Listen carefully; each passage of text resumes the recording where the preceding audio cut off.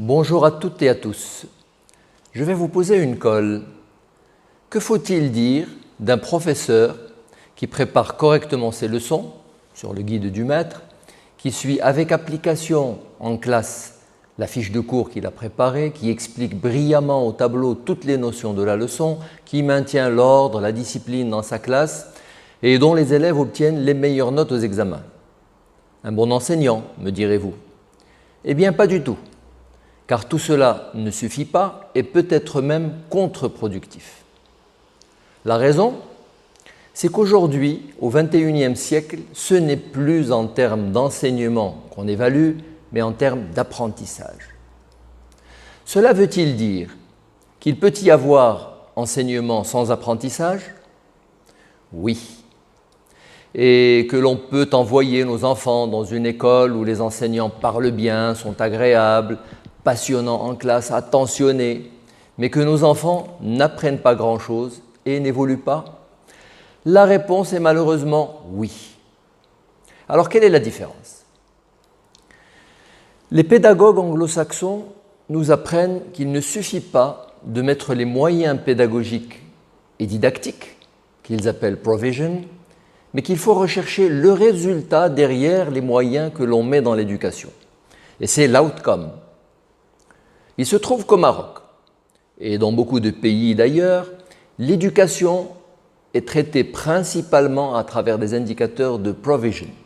Dans un programme gouvernemental, par exemple, on raisonne au nombre de classes, d'enseignants, d'heures de cours, de manuels scolaires, de curriculum, et un peu moins en termes de qualité d'apprentissage des élèves. Dans une école, la direction est plus préoccupée par l'enrichissement des programmes, les manuels, les devoirs, le matériel scolaire performant, les notes d'examen, que par les acquis de l'élève et ses savoir-faire. La pédagogie moderne, c'est autre chose.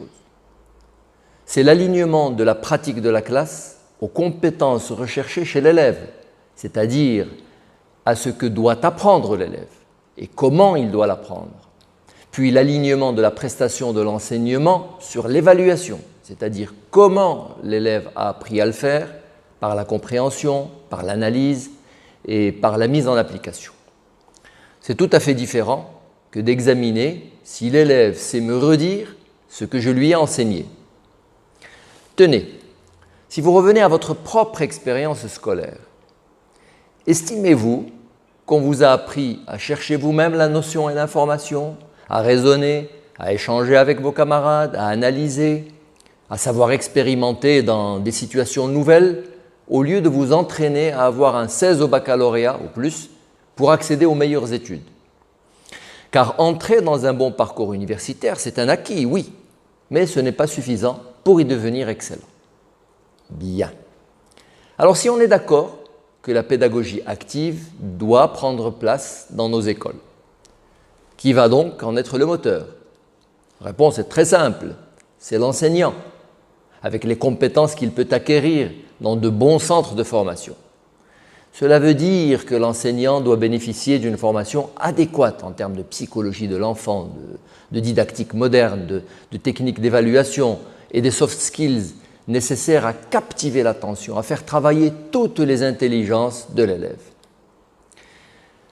Voilà. Et si cet enseignant du futur, c'était vous, ou un de vos proches? Un métier d'avenir qui permet de se réaliser, de contribuer à une grande cause nationale, mais aussi de bénéficier de très bonnes conditions matérielles et de vie sociale qui sont aujourd'hui offertes par les bonnes écoles privées. Croyez-moi, il est temps que ça change. Et c'est pour cela que nous organisons la campagne nationale de mobilisation pour les métiers de l'enseignement. Soyez des nôtres et à bientôt.